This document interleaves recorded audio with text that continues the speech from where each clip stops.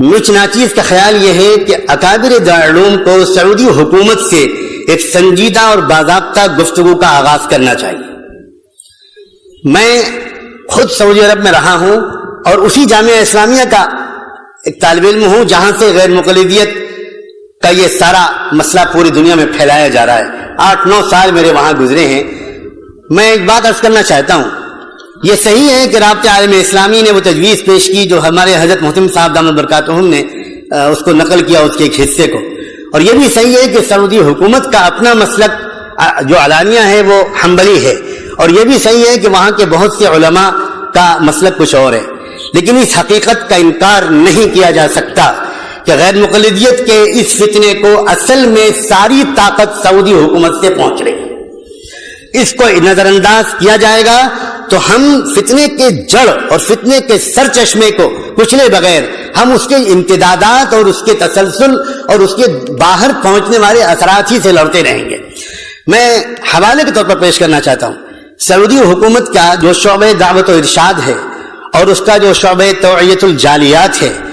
اس کے حائل کے مرکز کے زیر اہتمام ابھی کچھ دنوں پہلے ایک تقریر کی گئی ہے، جس تقریر کی سی ڈی پوری دنیا میں لاکھوں کی تعداد میں پھیلائی گئی ہے۔ اس میں کہا گیا ہے، اس تقریر کا عنوان ہے کہ صرف قادیانی ہی کافر کیوں، اور پھر اس پوری تقریر کا خلاصہ یہ ہے کہ مرزا غلام احمد قادیانی بلا وجہ بدنام ہیں، ان سے پہلے اسی طرح کی کفریات حنفیوں اور صوفیوں کے بڑے بڑے بزرگ بک چکے ہیں، اور جن بزرگوں کے اس میں نام لیے گئے ہیں میں ان میں سے چند کے نام لیتا ہوں۔ اس میں پہلا نام لیا گیا ہے، پہلا اگر کہنا مشکل ہو تو میں کہتا ہوں اس میں ایک نام ہے ملا علی قاری کا، دوسرا نام ہے امام ربانی مجدد الفسانی کا، تیسرا نام ہے نابغہ عصر حضرت مولانا رشید احمد گنگوہی رحمۃ اللہ علیہ کا، چوتھا نام ہے شیخ الحدیث حضرت مولانا محمد زکریا صاحب کا، اور آخر میں کہا گیا ہے کہ پوری جماعت دیوبند قادیانیوں کی طرح کافر ہے۔ یہ تقریر سعودی حکومت کے سرکاری وزارت مذہبی امور کے شعبے دعوت و ارشاد اور توعیت الجالیات کی طرف سے پوری دنیا میں تقسیم کی گئی ہے، اور دہلی میں تنظیم اہل حدیث کی طرف سے وہ تقریر یہاں ہندوستان میں پھیلائی جا رہی ہے۔ ایک اور رسالہ ہے جس کا نام ہے کیا علماء اہل دیوبند اہل سنت والجماعت ہیں، یہ رسالے کا عنوان ہے، کیا علماء دیوبند اہل سنت والجماعت ہیں۔ اس کے مصنف ہیں کوئی جناب توصیف الرحمان راشد صاحب۔ یہ رسالہ بھی سعودی عرب کی وزارت مذہبی امور کے تابع شعبہ دعوت و ارشاد اور توعیت الجالیات سے شائع ہوا ہے۔ اس کا ایک جملہ نقل کرتا ہوں، خاکم بدہن لکھتے ہیں کہ نبی اکرم کے مقابلے میں پیروں فقیروں اور اماموں کی اطاعت کے داعیوں کے پیچھے نمازیں ادا کرنا حرام ہے، اور آگے لکھتے ہیں کہ ائمہ اہل سنت ان کو مرتدین میں شمار کر کے انہیں واجب القتل قرار دیتے ہیں۔ میں بہت زیادہ وقت نہیں لینا چاہتا، میرا اس موضوع پر تھوڑا سا مطالعہ رہا ہے۔ یہ فتنہ اصل میں چلایا کیوں جا رہا ہے؟ یہ چلایا، حضرت مولانا ارشد میاں نے دامت برکاتہم نے بھی اشارہ کیا تھا کہ سب سے زیادہ بے چینی امریکہ میں ہے۔ اصل میں یہ چلتی ہی رہا ہے فتنہ امریکہ سے۔ میں امریکہ کے کئی سفروں میں اس موضوع کو جھانک کر دیکھنے کی کوشش کر چکا ہوں کہ یہ ہو کیا رہا ہے۔ وہ والا اسلام جو مسلمانوں کو مغربی تہذیب سے دور کرے،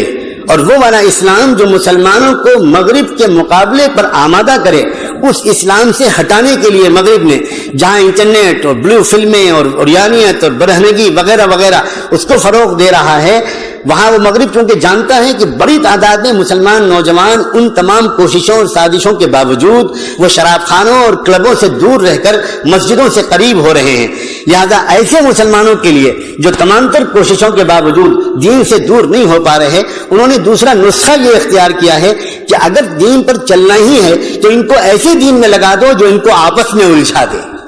یہ ایک سوچے سمجھے منصوبے کے تحت ہو رہا ہے، اور میرے اپنی یقین کے مطابق سعودی حکومت کا ایک طبقہ اس منصوبے میں جانے یا انجانے شریک ہے۔ میں ایسی اتنا عرض کرنا چاہتا ہوں کہ ہمارے اکابر دارالعلوم دیوبند ہی کا مقام ہے۔ ماضی میں اس سے پہلے سعودی حکومت سے جب بھی کبھی گفتگو کی ہے، میرے محدود مطالعے کے مطابق اکابر دیوبند نے کی ہے۔ جب یہ خاندان آل سعود کی حکومت پہلی بار قائم ہوئی تھی اور اس وقت مدینے کے قبرستان میں جنت البقیع میں تمام قبوں کو گرایا گیا تھا، اور تمام قبوں کو منہدم کرنے کے بعد گنبد خضرا کو منہدم کرنے کا منصوبہ تھا، لیکن اس وقت سعودی انٹیلیجنس نے اس وقت کے بادشاہ ملک عبدالعزیز کو باخبر کیا کہ بہت بے چینی اس کی وجہ سے عالم اسلام میں ہے، آپ بہتر یہ کہ کانفرنس بلا لیں اور علماء عالم اسلام کے آپ کے ہمنوا ہو جائیں۔ انہوں نے پہلی کانفرنس بلائی تھی جس میں ہمارے دارالعلوم دیوبند کے سرخیل اور رہنما علامہ حضرت مولانا شبیر احمد عثمانی رحمۃ اللہ علیہ اس کانفرنس میں تشریف لے گئے تھے، علامہ سید سلیمان ندوی رحمۃ اللہ علیہ تشریف لے گئے تھے، اور ان دونوں حضرات نے اور حضرت مولانا مفتی کفایت اللہ صاحب جزاکم اللہ، حضرت مولانا مفتی کفایت اللہ صاحب تشریف لے گئے تھے، اور ان حضرات نے جیسی عالمانہ محققانہ داعیانہ ایسی زبردست تقریریں وہاں پر کی اور احادیث کا انبار لگا دیا، اور احادیث کے وجوہ استدلال پر جو دارالعلوم دیوبند کا مسلک ہے اس پر جیسی بصیرت افروز روشنی ڈالی، ملک عبدالعزیز انگوش بدندار رہ گئے، اور ملک نے برسرعام یہ کہا ان فی کلامک لوجاہا، یہ جو آپ نے بات کہی ہے اس میں بہت گہرائی ہے، میں اس کے جواب نہیں دے سکتا، مفتی اعظم سے آپ بات کریں۔ اور چنانچہ اگلی نشستیں ہمارے نکابرین کی ملک کے علاوہ مفتی اعظم سے بھی ہوئی، اور بالآخر سعودی حکومت نے تسلیم کیا اس موقف کو کہ گنبد خضرا کو منہدم کرنا شریعت کے احکام کی روح کے خلاف ہے، اور پھر وہ اپنی پالیسی بدلی۔ اکابر علماء دیوبند کی سوا اس سازش کو مجھے نظر نہیں آ سکتا، ہو سکتا ہے میری نظر کی کوتاہی ہو، میں انہی حضرات سے یہ امید کرتا ہوں اور اس سسکتی ہوئی پریشان حال امت کی طرف سے دستبستک گزارش کرتا ہوں، آپ ایک سنجیدہ گفتگو کا آغاز کریں، آپ اس کے اہل ہیں، آپ کہیں کہ ہم آپ سے کچھ بات کرنا چاہتے ہیں۔ یہ کیا ہو رہا ہے آپ کے ملک میں بیٹھ کر؟ آپ وقتی طور پر ہم اس سے تسلی میں نہیں آ سکتے کہ صاحب ہمارا یہ سرکاری مسلک نہیں ہے، نہیں ہے، یہ باتیں پوری طرح شواہد ان کا ساتھ نہیں دیتی۔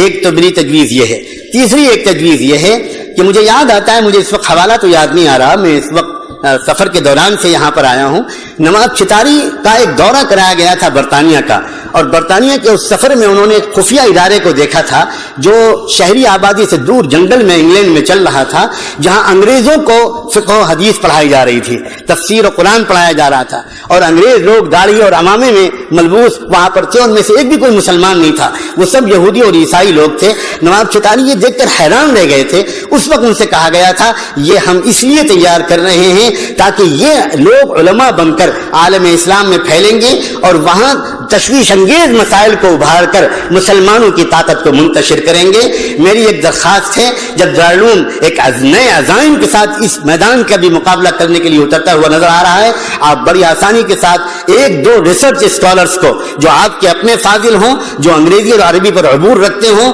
ان کو لگائیے اس بات پر کہ وہ مغرب کے یونیورسٹیوں میں جو دستاویزیں موجود ہیں اس سلسلے کی چیزیں تلاش کرنے سے مل جاتی ہیں۔ مولانا احمد رضا خان کی جو خط و کتابت ہے انگریز حکومت سے، آج برٹش لائبریری میں وہ میسر ہے، اس سے پتہ لگ گیا ہے کہ احمد رضا خان صاحب اتنے زبردست علم کے باوجود اس راستے پر کیوں گئے تھے۔ اور ابھی ہمارے حضرت اکابر نے اشارہ کیا تھا، حضرت مولانا حبیب الرحمان صاحب نے، کہ میاں نذیر حسین پہلے کیا تھے اور پھر بعد میں کیا ہو گئے۔ اسی طرح یہ ریسرچ کی ضرورت ہے کہ آخر یہ جو سارا فتنہ اس وقت برپا کیا جا رہا ہے اس کی شروعات کیسے ہوئی اور اس وقت اس میں شدت کیوں لائی جا رہی ہے۔ اگر کوئی ریسرچ اس طرح کا دلائل سے بھرپور آراستہ ہو جائے گا تو انشاءاللہ امت کی حفاظت میں مدد ملے گی۔ میں بہت ممنون ہوں کہ میرے جیسے حقیر طالب علم کو یہ اعزاز بخشا گیا۔ جزاک